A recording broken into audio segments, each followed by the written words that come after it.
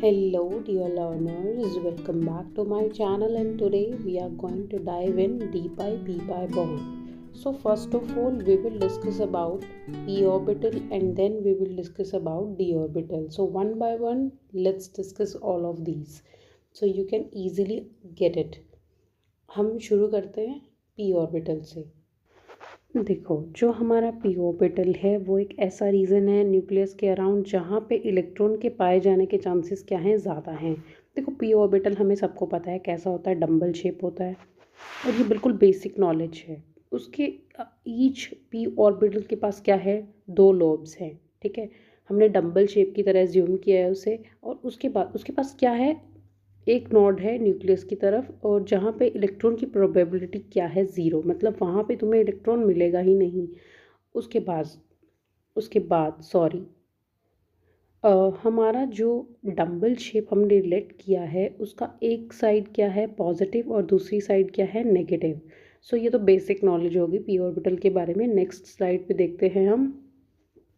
देखो हमारा P orbital क्या है, n इज इक्वल्स टू 2 शब्द शेल में आता है वो। ठीक है, हाइड्रोजन को छोड़ के सब एटम्स क्या कैरी करते हैं, P orbital, like 2p 3p 4p and all. ठीक है, हर एक जो p सब शेल है उसके पास क्या है, 3p ऑर्बिटल हैं, px py pz। इनकी क्या है, सेम एनर्जी है।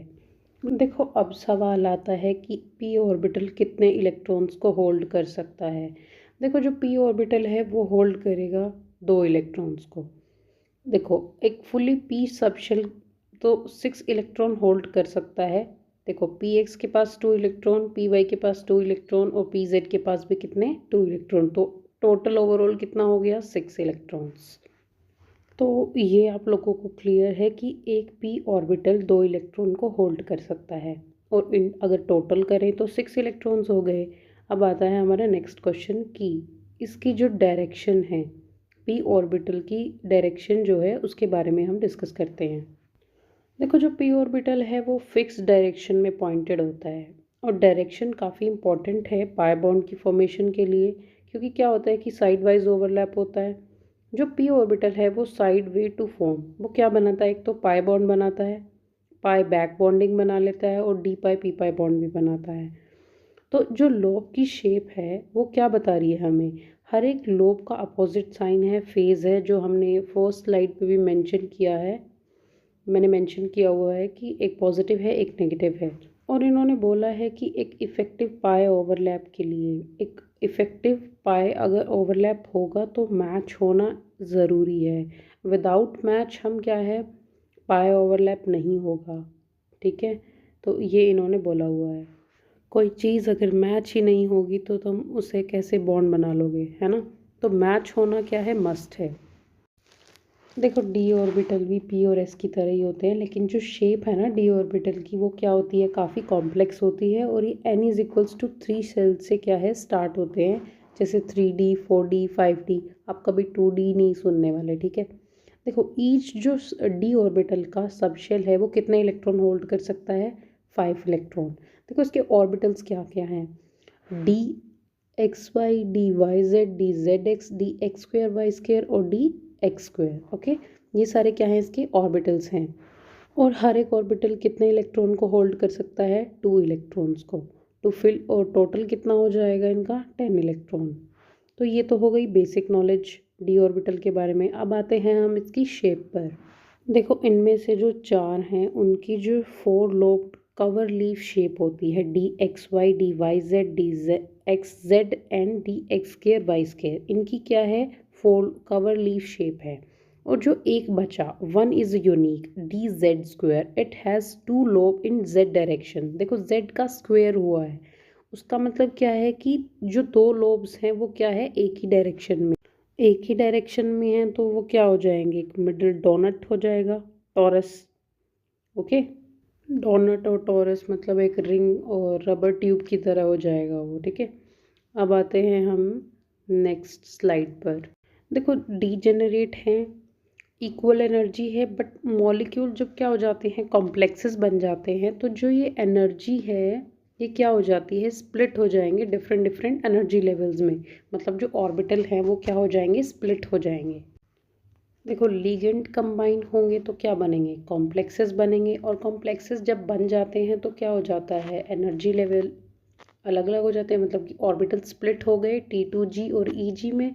देखो वो सब भी हम स्टडी करेंगे, लेकिन हम पहले बेसिक से चल रहे हैं, बिल्कुल स्टेप बाय स्टेप। सो आप लोगों को क्या हो जाए, सारा रिवाइज हो जाए कि किसकी क्या शेप है और कौन कहाँ आता है, कितने इलेक्ट्रॉन कैरी करता है, एंड दैट्स ऑल। अभी देखो हमारा जो ऑक्टाहेड्रल कॉम्प्लेक्स है, जिसके अंदर क्या होते हैं, 6 लिगेंड होते हैं। देखो उसके अंदर क्या है, EG सेट होता है, T2G सेट होता है। हमें दो पता है कि जो d ऑर्बिटल है वो दो ऑर्बिटल्स में ब्रेक हो जाएगा, टू सेट्स ऑफ ऑर्बिटल्स के अंदर, T2G एंड EG। जो ऑक्टाहेड्रल के कॉम्प्लेक्सेस हैं वो किस में जाएंगे, DZ², DX² और Y²। ओके, और जो T2G सेट है हमारा, उसके अंदर कौन से ऑर्बिटल्स आने वाले हैं, DXY, DYZ, DZX। देखो रीज़न क्या है, देखो लीगेंड जब किसके पास आएगा, एक्स वाई और जेड एक्सिस के पास आएगा तो रिपल्शन क्या हो जाएगा, इंक्रीज हो जाएगा, जिसकी वजह से क्या हो रहा है, एनर्जी जो है किसकी, EG की, वो क्या है, एक्सियल ऑर्बिटल में क्या कर रही है, बढ़ रही है। ठीक है, देखो ये पॉइंट तो मैंने आपको पहले भी बोला था कि d ऑर्बिटल डिपेंड करता है कि टाइप ऑफ लिगेंड क्या है, स्ट्रॉन्ग फील्ड है, वीक फील्ड है। देखो अगर स्ट्रॉन्ग फील्ड लिगेंड है लाइक CN और CO, तो क्या हो जाएगा, स्प्लिटिंग क्या हो जाएगी, लार्ज। जो डिफरेंस है EG और T2G का, वो क्या हो जाएगा, बढ़ जाएगा, और क्या है वो, लो स्पिन कॉम्प्लेक्सेस बोला जाएगा। और अगर हमारे पास वीक फील्ड लिगेंड है लाइक क्लोरीन और फ्लोरीन, तो क्या होगी, स्प्लिटिंग क्या हो जाएगी, स्मॉल हो जाएगी। उसको हम क्या बोल रहे हैं, हाई स्पिन कॉम्प्लेक्सेस बोल रहे हैं। तो जो d ऑर्बिटल है वो डिपेंड करता है कि टाइप ऑफ लिगेंड क्या है, स्ट्रॉन्ग फील्ड है, वीक फील्ड है, उसके ऊपर भी वो बहुत ज़्यादा डिपेंड करेगा।